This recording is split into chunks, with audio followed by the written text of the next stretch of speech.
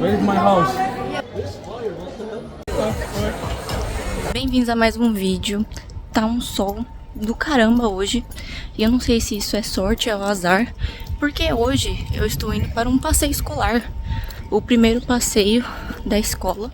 Eles vão bancar os ingressos, mas é um pouco longe pra mim. É bastante longe pra mim. E aí o transporte é de cada um, né? Obviamente, cada um mora em uma região. Mas vai ser divertido. Pelo menos eles vão bancar uma parte. E o passeio é para Skytree e para o Museu Edo Tóquio. Então tem um aspecto arquitetônico que eu, como arquiteta, gosto bastante. Vou tentar trazer essas informações aqui. E é um passeio bem cultural, bem informativo, né? Então é o tipo de rolê que eu gosto. E também tem a parte de você ter a visão da cidade, né? Que é Skytree. Eu acho que não é a mais alta, mas eu vou dar uma pesquisada para trazer as informações certas. Mas no ponto mais alto dela, você consegue ver muito longe. E em um dia que não estiver nublado, você consegue ver o Monte Fuji. Então hoje a previsão estava de estar um pouco nublado. Só que tá um sol forte e tá um pouco de nuvens.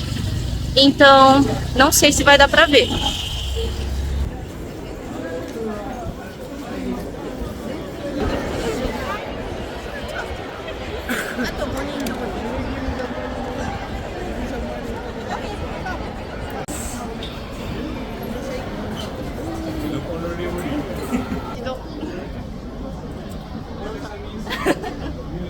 Ao adentrar o museu, a professora reúne a gente e explica que o tempo livre a gente pode usar para explorar o museu da forma que a gente quiser. Então não é um passeio guiado, como eu achava que ia ser, e a gente só combinou um local e horário para se reunir depois na hora de ir embora. O Museu Edo Tóquio fica localizado no bairro de Ryogoku, e ele é importante para entender como que era a Tóquio antiga, da época dos samurais, e como ela se transformou na metrópole que a gente conhece hoje. E o museu acabou de passar por uma grande renovação, e ele reabriu agora em 2026, depois de 4 anos totalmente fechado para reformas estruturais e modernização das exibições. Como o museu busca construir uma linha do tempo entre a Tóquio da Era Edo e a Tóquio moderna, a gente cruza com diversas réplicas ao longo da exposição, e boa parte do espaço é ocupado por essas maquetes, que eu, como arquiteta, particularmente amei. No acervo, eles também contam com réplicas em tamanho real de alguns objetos que utilizavam na época e alguns patrimônios conservados também. Como o museu era relativamente grande e a gente não tinha muito tempo para explorar tudo, eu infelizmente não consegui ler todas as plaquinhas e absorver todo o conteúdo educativo que tinha ali à disposição, mas eu achei o museu muito interessante, tanto pela expografia quanto pela arquitetura do prédio em si. Então já fica a minha recomendação aqui, se você vier visitar Tóquio e gostar desse tipo de rolê, visite o Museu Edo Tóquio. Já vou aproveitar também para pedir o seu like, o seu comentário. Diz pra mim se você gosta desse tipo de rolê mais cultural e educativo. Não esquece também de se inscrever no canal e ativar o sininho. Expansão de Edo. How do you... A cidade. A cidade de Edo continuou a se Desenvolver. depois de sua finalização inicial na era Kanei. 1624 1645 You read with a Spanish accent. Yeah. Japanese numbers? No. The The Portuguese. yeah. I don't know. Torukonai. Torukonai. Where the hell is English, bro? Nai. Eh? Nai. Portuguese is more important. Hell no.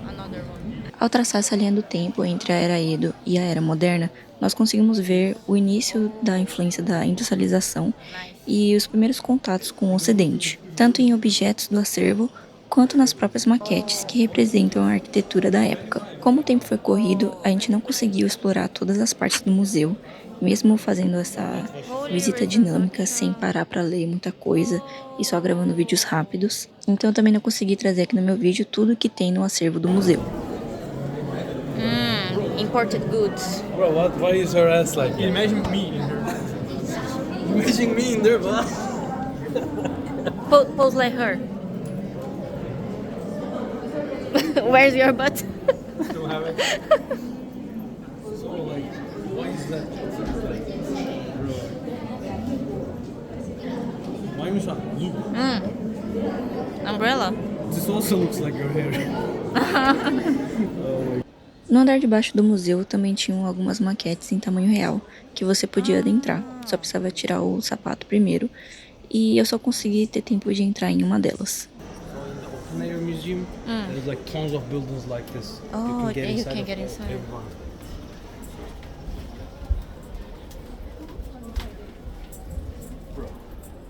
Oh, Sou gaijin tachi. you're gaijin too.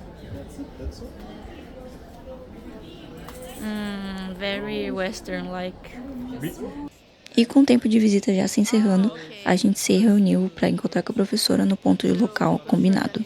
Por mim, sinceramente, poderia ter dedicado um dia inteiro só para visitar o museu para poder ver tudo com calma. Mas como a gente estava com a escola, tinha que seguir o cronograma deles e eu também não poderia perder o ingresso de graça para o Skytree. Logo depois de sair, todo mundo se reuniu para tirar uma foto e aí a gente já foi a caminho do Skytree. O Museu do Tóquio e o Skytree não são tão perto o suficiente pra gente ir a pé, então a gente teve que pegar metrô. E esse custo de transporte cada aluno teve que pagar por si também. Quando eu comecei a gravar a introdução do vídeo, era de manhã e o tempo tava mais limpo. Mas aí nessa hora que a gente tava indo pra Skytree, o tempo tava bem nublado, então eu já fiquei mais pessimista de conseguir ver o Monte Fuji lá do alto. A Tokyo Skytree fica localizada no bairro de Sumida e é um dos principais cartões postais da capital.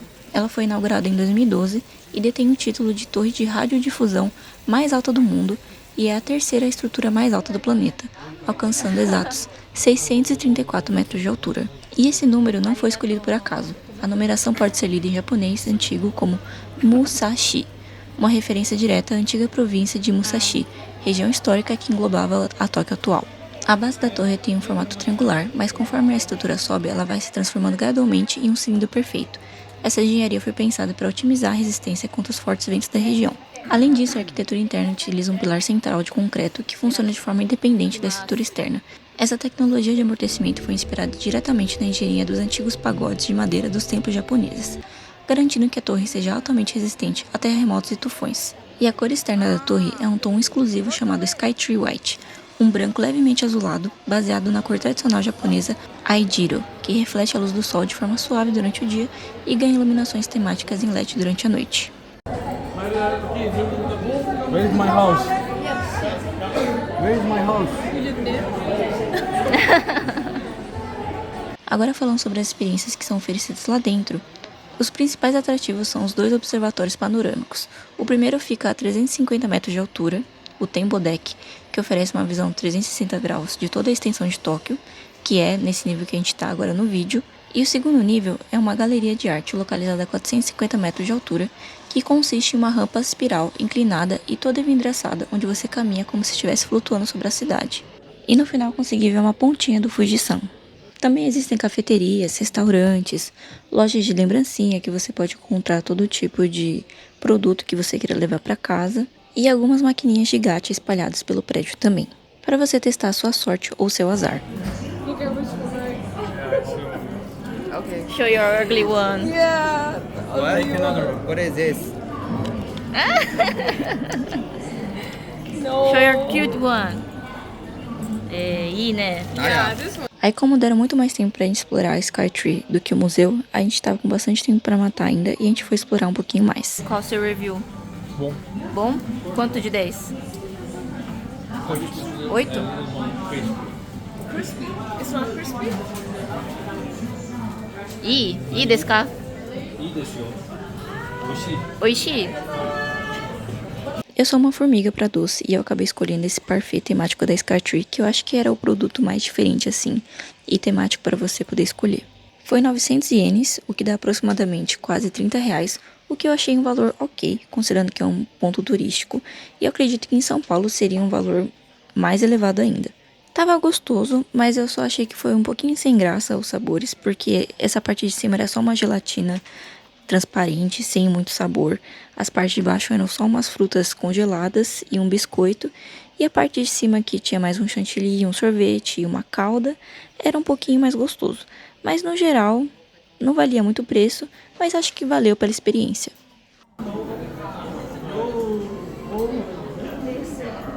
Are you scared of heights? No, it's okay. And it's like, it's really small. I thought it was like a wider place.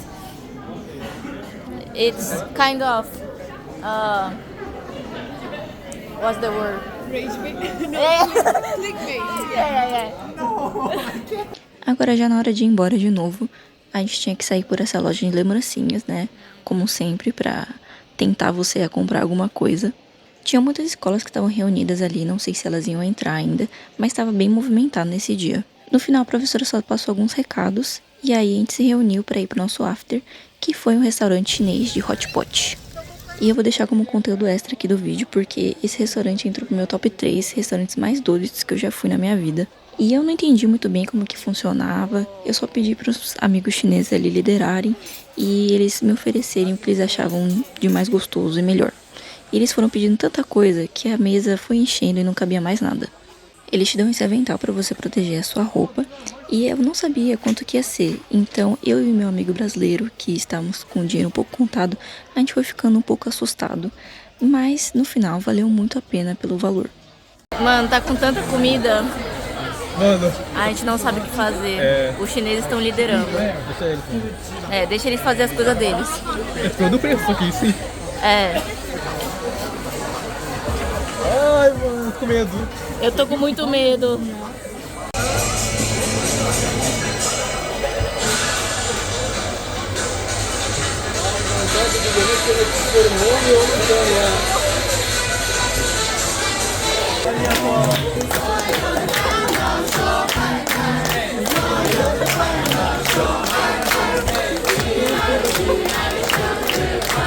E no final eles também dão salgadinhos exclusivos deles como lembrancinha. Enfim, esse dia foi muito louco e o vídeo fica por aqui. Beijos!